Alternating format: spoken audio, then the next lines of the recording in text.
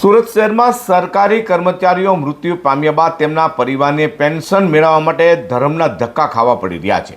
તે શુક્રવારે સુરતના ઘોડદોર રોડ પર આવેલા BSNL ઓફિસમાં મૃત્યુ પામેલા કર્મચારીના પરિવારજનોએ સામૂહિક ધરણા કરી વારંવારના ધક્કામાંથી મુક્તિ આપવા માંગ કરી છે।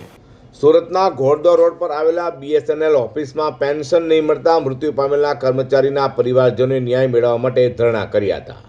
મૃત્યુ પામેલા કર્મચારીની પરિવારજનોની વૃદ્ધ મહિલા વર્ષોથી ગુજરાતભરમાં ધક્કા ખાધા બાદ પણ પેન્શન નહીં મળતા પરિવાર સાથે થાકીને તે ન્યાય માટે ધરણા કર્યા હતા।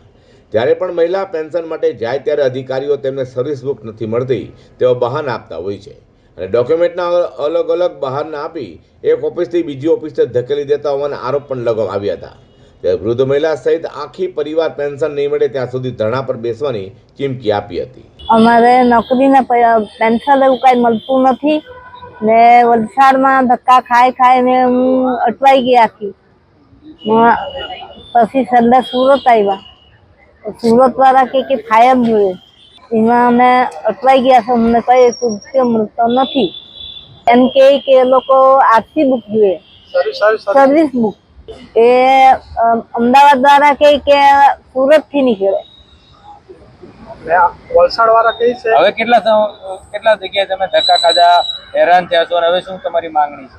અમારે પેન્શન જોઈએ ને અમારા કપાયેલા એના જીપીએફના ને અમને સર્વિસ બુક જોઈએ, જીપીએફ છે, સોસાયટી છે ને ફંડ સર્વિસના પૈસા જોઈએ।